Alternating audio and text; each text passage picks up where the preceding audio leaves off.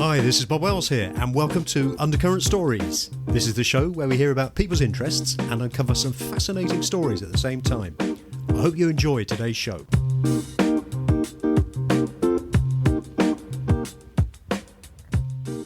Hello and welcome to Undercurrent Stories. In today's show, I'm joined by Brian Kaufman. Brian is an author, radio host, a pro wrestler and a blues guitarist from Colorado in the USA. He has recently published his 10th novel, A Persistent Echo, which has received many rave reviews. In the book, Brian draws on the UFO sightings that took place in 1897, and through his protagonist and explorer, August Sims, he sets out to search for the truth behind an alleged UFO crash on a farm near Aurora, Texas, uncovering much more in the process. Hello and welcome to Undercurrent Stories, Brian. Thank you, Bob. Appreciate it. It's great to have you on the show. Whereabouts are you in the US? Is it Colorado? Northern Colorado. We're in the mountains. There's really no nearby town, so I'm pretty isolated. It's very nice. Yeah, I bet. Right in the countryside. Yes. In fact, as I'm looking out the window, there's deer roaming around, and that's pretty cool. Oh, fantastic! Yeah, so it's pretty early morning for you. It's just early evening here in the UK. It's 9 in the morning now. Well, I'm sure you've had a couple of coffees. Yes. Anyway, before we talk about the book, Brian, please can you just tell listeners a bit about yourself, your life's journey, and how you eventually sort of got into writing, please? Okay, I started with writing almost. When I was 12, I decided I would either be a professional baseball player or a writer. And since I run the 100-yard dash in about 15 seconds, the baseball player thing dropped aside pretty quickly. So I really wanted to be a writer almost from the start. And then I didn't do much with it. I talked about it a lot. And prompted with a few beers, I could give my opinion on writing. But when I reached 40, I decided, well, maybe I had to start doing something. And I started with poetry and went to short stories. And I wrote some nonfiction, some essays, and some feature articles for local papers. And then I decided I wasn't getting anywhere. I needed to go back to school. So I had never finished my college degree. I went back in, switched my majors to creative writing, and I got my degree. And then shortly thereafter, I finished my first novel. Then after 103 rejections from my first novel. 103, you remember the number? Yeah. Oh, believe me. Everyone was like a body blow.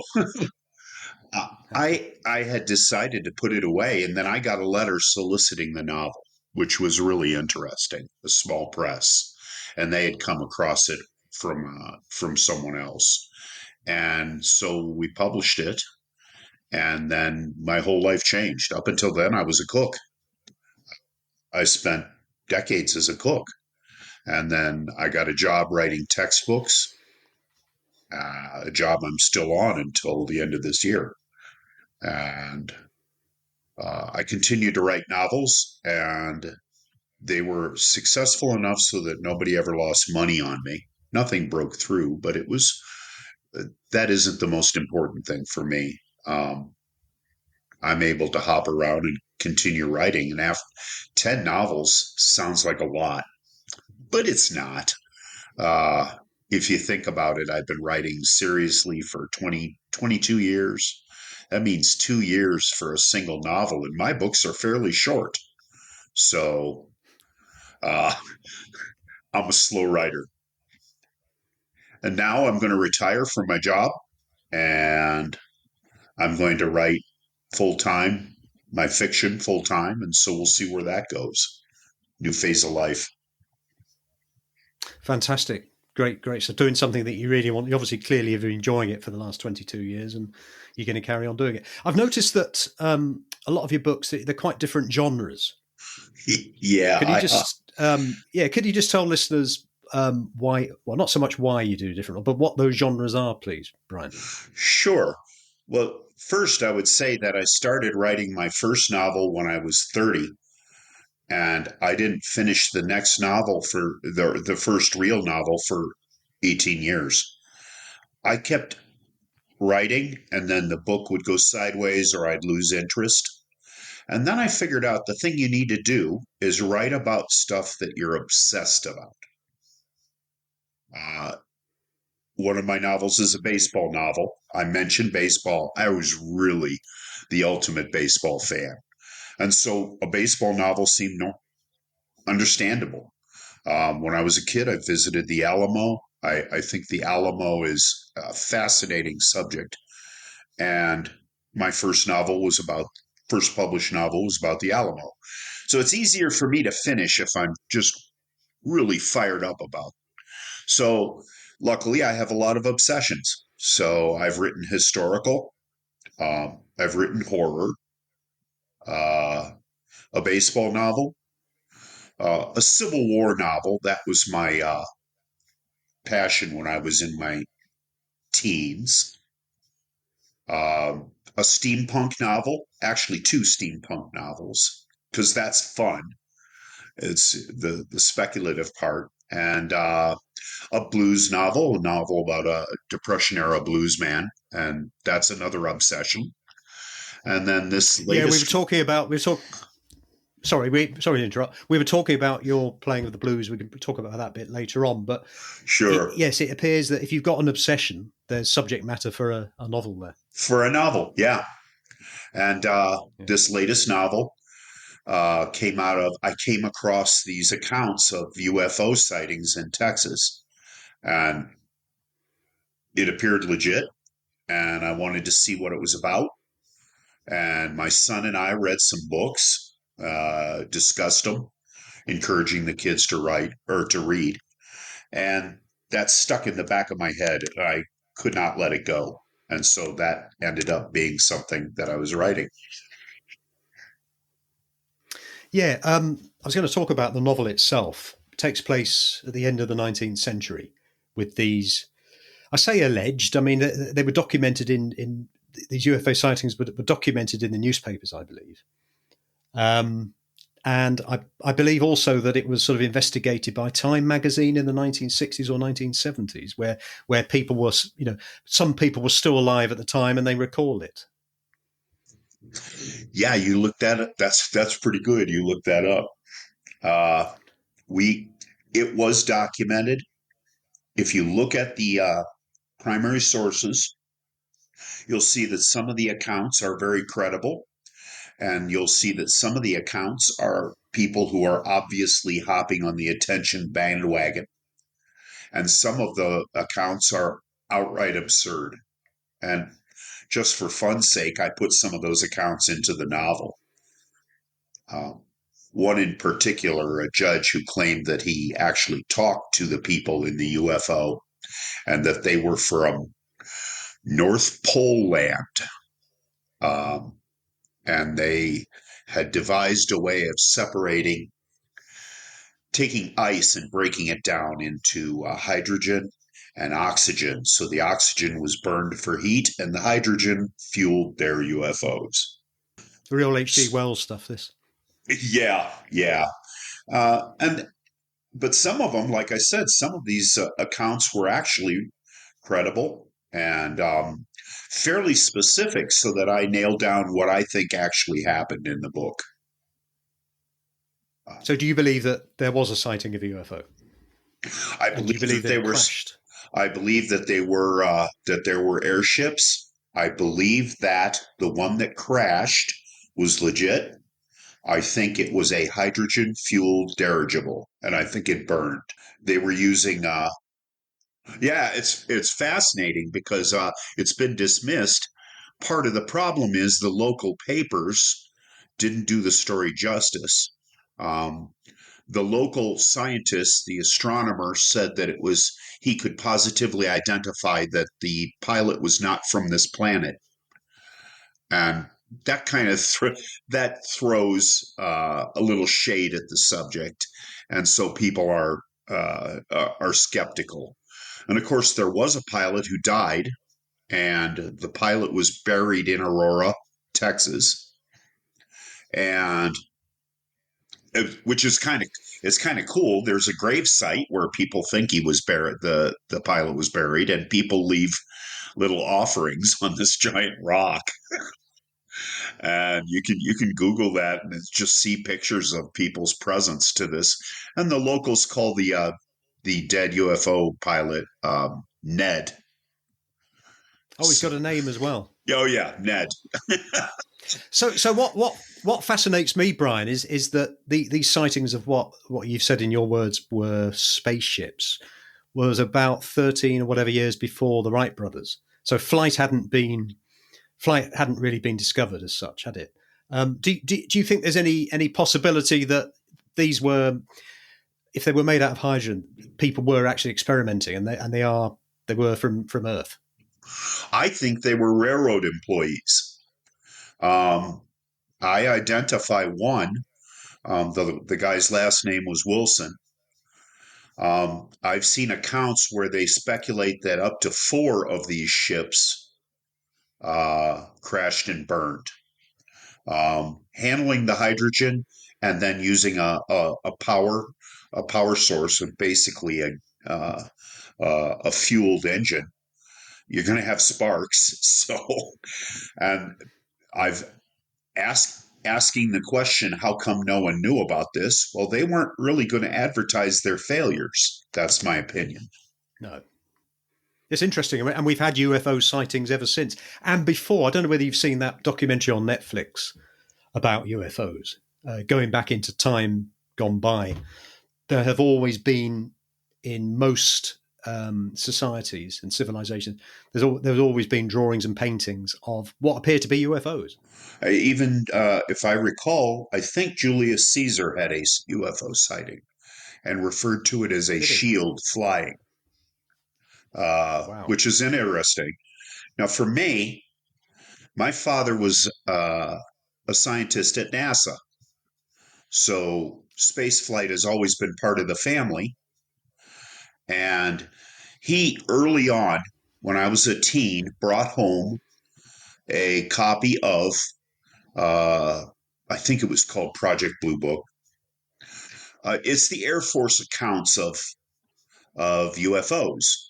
So he sat me down and he said, look at this one. There's a guy who sees a UFO generating its own light, hovering above the ground, 50 yards away.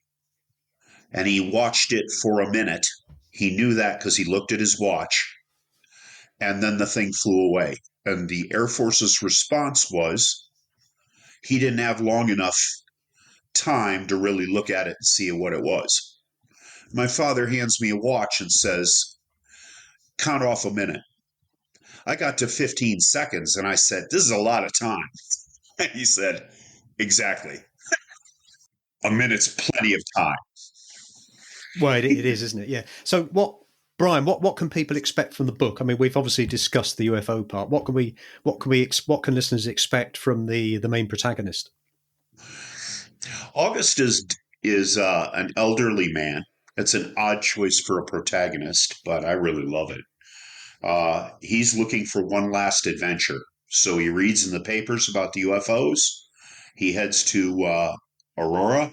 He knows the town because his wife died there 15 years earlier. And there's the kernel of the story. Basically, he finds an adventure, but it has more to do with the past than he's expecting. 15 years earlier, there's a murder, a lynching, and his wife's death, and they're all tied. And they're all tied to the people who are still in town, who do not recognize him. So the unveiling of that mystery is the core of the story. The title comes from a phrase he says. He's talking about the past, and his companion says, yeah, the past repeats itself. And he says, it may not repeat itself exactly, but there is definitely a persistent echo. 1897 is an odd time because everything, the things there that were going on echo now. They had a Chinese pandemic. Over 12 million people died.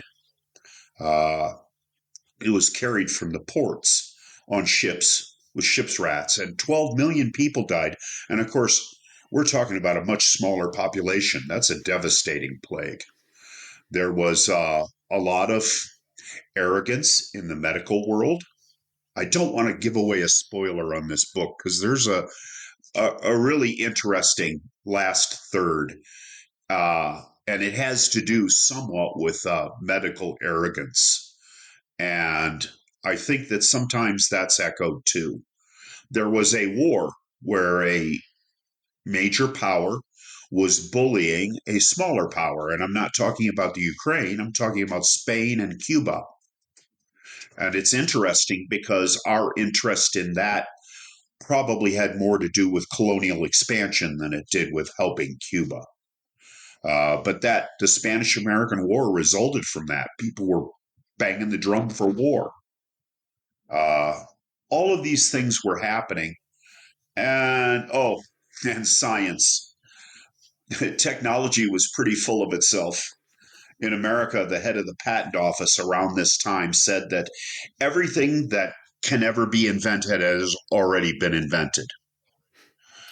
Not sure if that's a good professional opinion or if it's someone who's just tired of doing paperwork. But that time echoes today's. And so I wanted to, and of course, the problems that we faced back then, the bigotries, are the same ones. And so I talk about why I think that is through my character.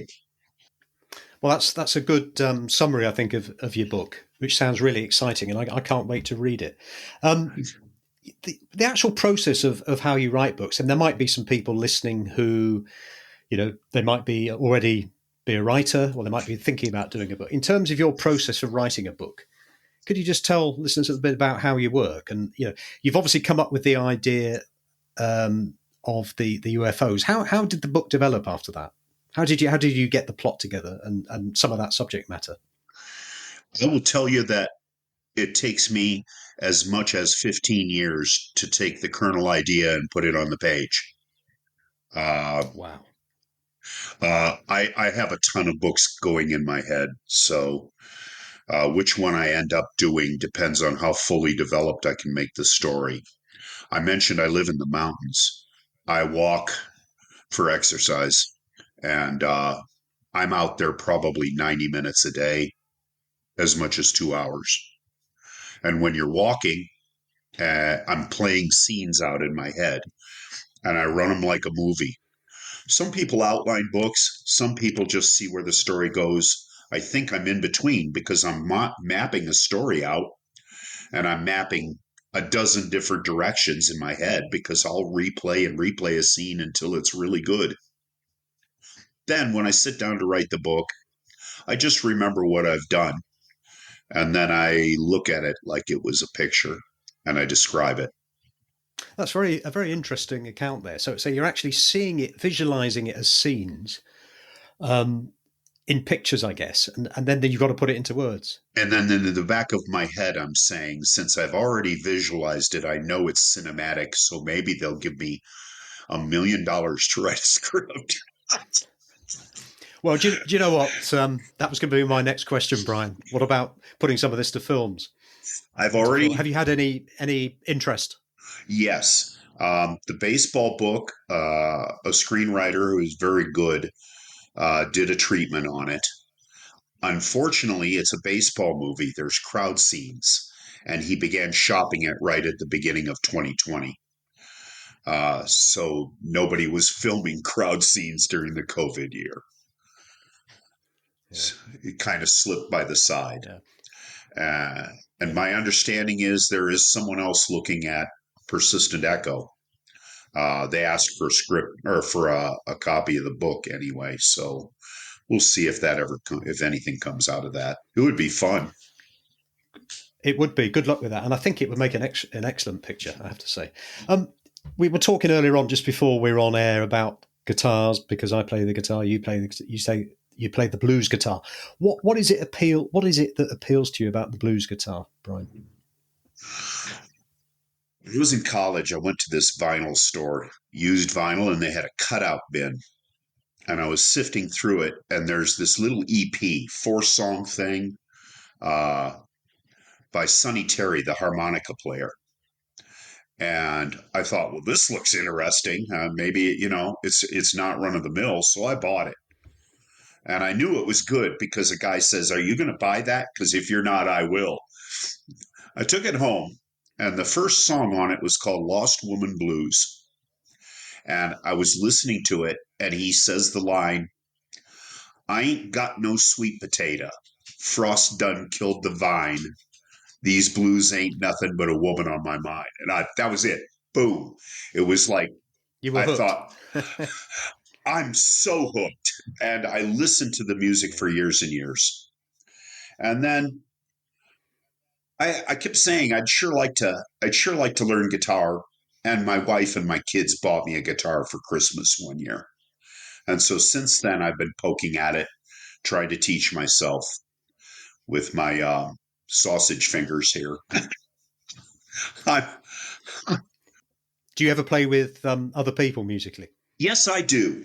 Have a friend who's a phenomenal guitarist, and he comes up once in a while, stays at the house. We plug in, and it's noise all night. My poor wife.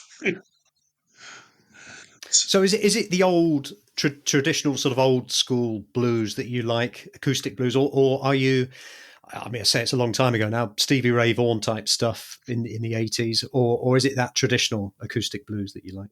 There's a mix. My friend is able to play Johnny Winter stuff, which is amazing to me. And he's doing a flat pick. Johnny Winter used finger picks. He had more than one finger going at the time. For me, I really like the old guys.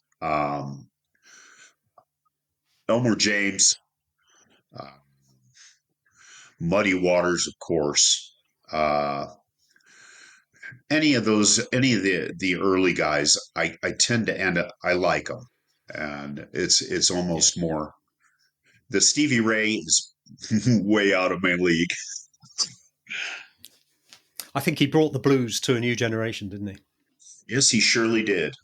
And I love that it's still alive. I have connections with folks online who listen, and we share music files, and they just love it the same as I do. It's wonderful. Yeah. One of the new groups that I just knocked me out is Larkin Poe. It's a couple of sisters. Oh yeah. And they're amazing. I went to a blues festival in Billings, Montana, of all places. They have their Magic City Blues, and my wife got the VIP table. I'd never seen anything like that, and we were right there, right up there, watching them. And so we got to see Kev Moe and Larkin Poe and Samantha Fish, and I was thinking, oh my goodness, they're so good. And you mentioned earlier on about it helps for yourself. It helped to have an obsession, so you became very interested in writing. And you wrote this novel about the blues guitarist. Yeah. Could you just tell listeners a bit about that book? Sure. It refers to some of the original recordings on aluminum discs, Alan Rankin, and they're being cataloged in the Smithsonian by a young gal who corresponds with a kid in Pittsburgh. And she comes across a disc that piques her interest, recorded in 1932, and it sounds for the world like the guy invented rock and roll. So the kid in Pittsburgh, who dreams of being a music manager, hunts the original musician down. He's working as a janitor in Colorado. And so he hops the bus, leaves home, and heads for Colorado to say, here we go, we're going to become stars, you and me. And so the book is, first of all, there's two timelines, 1969, which is so I get a chance to use my own life in Fort Collins, Colorado, as historical fiction. Yeah. And then the second timeline is the Depression era, and following this old guy whose name is Willie Johnson. Now there was at least two other Willie Johnsons, but that's in the blues tradition. There are so many guys named Lightning, so many guys named Sonny Boy. I thought it was fun to have the Willie Johnson. There's some poetic license there for you, Brian. Yes. What's that book called, Brian? Sins in Blue. Sins in Blue. Okay. Sins in Blue, which refers to the title of a song that Willie Johnson wrote, and therein is some of the mystery of what's going on. And it's the saddest song ever written. Oh, is it? Yeah, and I have attempted to write it myself and have failed miserably. But I've had a couple of songs where I thought, wow, that phrase would be in there. And that's as good as I get. So you write songs as well? Yes, and they're terrible. Well, I guess with writing the blues, the subjects are my baby left me, I haven't got any money, nowhere to sleep, I'm drunk, it's late night in the bar. It's quite limited, isn't it? Well, yeah, there's some good ones, and I don't want to give short shrift to some of those great guys, but you have certainly described my blues songs. Now, I'll tell you, I'm very, very curious. I noticed on your biography, it said, I don't know whether you still are, but a pro wrestler. Oh, that is said in other universes, I was those things. What I'm saying is that given a different branch, I'd have to be 6 inches taller to be a pro wrestler. But boy, that would be good. I did do some DJ work. And this is not a surprise, I did blues music. I also was on a show where the only artist we played was Frank Zappa. And we would do Frank Zappa night every Saturday and it was from midnight to 3 a.m. Prime slot. Lots of Joe's Garage. Yeah. Oh, anytime I had to go to the bathroom, yes. Yeah, it's about the only album I've got of his, actually. 1978 that came out, I believe. Long time ago. Yeah. So have you got any other ideas what sort of ideas have you got for your next books then, Brian? The next book's already written. I entered it in Killer Nashville, which is this amazing contest for crime novels. And it was a finalist, so I know the book's got something. It's noir, a private eye, but I kind of mixed some genre things. It's also near future dystopian, and the noir protagonist has what they call the dark triad of characteristics. He's sociopathic, narcissistic, and Machiavellian. And what I speculate is that in a near future dystopia, those would be survival traits, which gives the book a little bit of an edge. But it sounds very interesting, particularly with AI and stuff and how we're living today. Yes. So what other projects have you got coming up, Brian? Well, I have a second book on that. It's actually my attempt to write a series.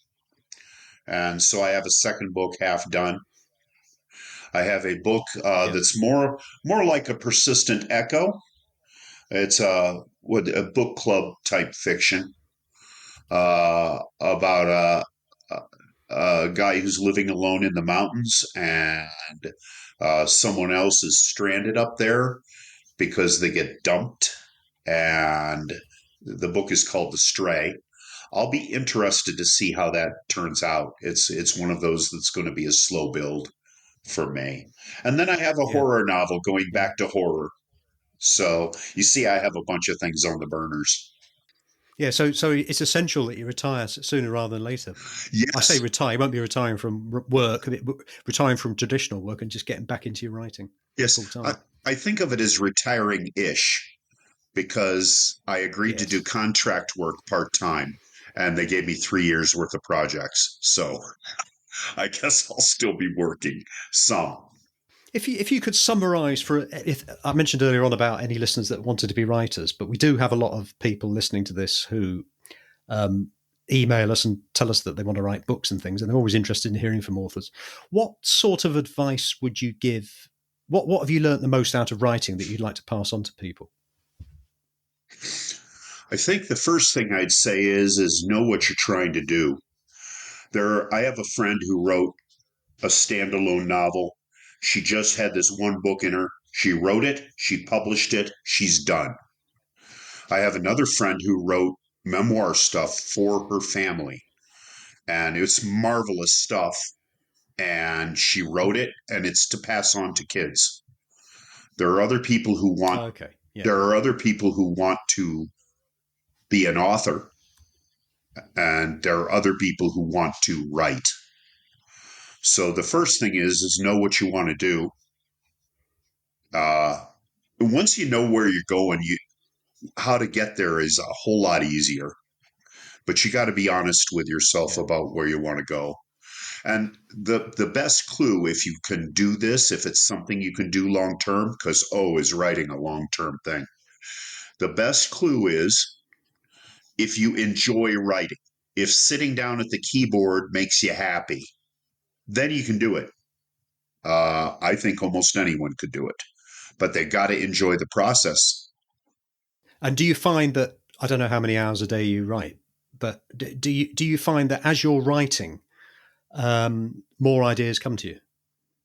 Yes, that's funny. I tell people writing begets writing.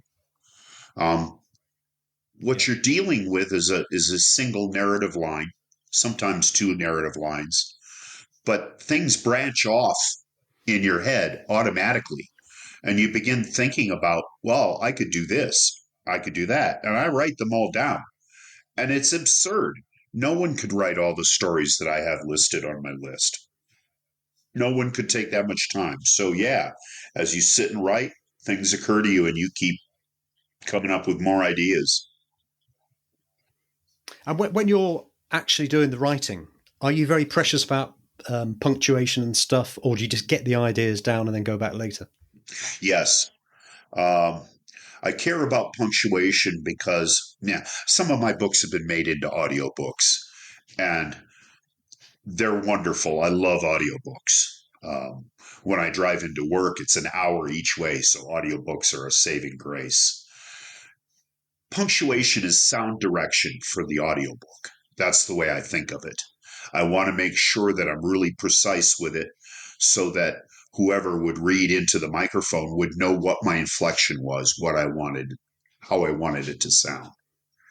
But I catch that stuff on the backside. When I'm writing a rough draft, I'm just hammering ahead. Yeah, yeah, Yeah. yeah. So you got to keep that creative flow going, haven't you? I guess. Yes. Yes. Don't interrupt. It's I there are people who interrupt themselves. My sister, who's a fine writer, her first novel, she had such a terrible time. It took her 2 years to write 2 chapters because she kept going back. They have to be perfect. And no, they No, don't have to be. no, no. You've got about 11 edits sometimes, haven't you, to go through? Oh, many, many more. I'm obsessive with it. Mm, It's crazy. I'm in two writers yeah. groups, critique groups, and you asked about advice to writers. Get in a critique group. You can't. You write alone. You can't develop or enhance alone. You can't write in a vacuum. So get in a critique group. I'm in two critique groups, so every one of my books has been edited by me. It's probably seen 5 passes before I hand it in. I got 12 beta readers who write back, and then I run it past 3 kinds of editing software. do multiple edits, including an out loud edit where I read every word out loud, because you hear things differently than you see them on the page, and you'll spot things. And then I send it to an editor to edit. That sounds great advice for these reading groups. So just as I understand it, then what would happen is you or somebody else, somebody would send you their book that's almost finished. So you'd read the 300 pages, and then you get together with others that have read it, and then you discuss it online. Is that right? Is that how it works? Yeah, we actually take it 20 pages at a time. So the process can take a year. And yeah, That sounds very useful. we critique each other's stuff, and people end up getting published that way. The people in my groups are all published. Yeah. They weren't when they started. No. Do you ever meet people who write not so much because of the artistic, creative side? They might have some of that, but they really just want to produce a book or two a year to make money and live. Do you ever meet people like that? I have. And they're very adept at reading the market, and they're very adept at marketing books, which authors in general are terrible at it. It's the opposite effort of writing alone, is getting out and marketing. So I have met people who are like that, and they're successful. I got to tell you, they're more successful than I've been. So hats off to them. There's probably a happy medium, isn't there? There has to be. There has to be. Brian, where can people find out more about you and the book, please? My website it's all one word, authorbriankaufman.com. So author, BrianKaufman.com. And my website's there, and it's got all of my books and links to all of my books, and blog articles about writing and all kinds of interesting side stuff, and contact info for me there too. So that's the best way to get me. I'm also on Facebook. You can find me there. Brian, I've really enjoyed this conversation. It's been really interesting hearing your story and also your varied interests. And I particularly look forward to reading this book. My guest today has been Brian Kaufman. Brian's book, A Persistent Echo, is out now, and you'll find a link to the book and Brian's website on the show notes. Thank you for coming on the show, Brian. Thanks a lot, Bob.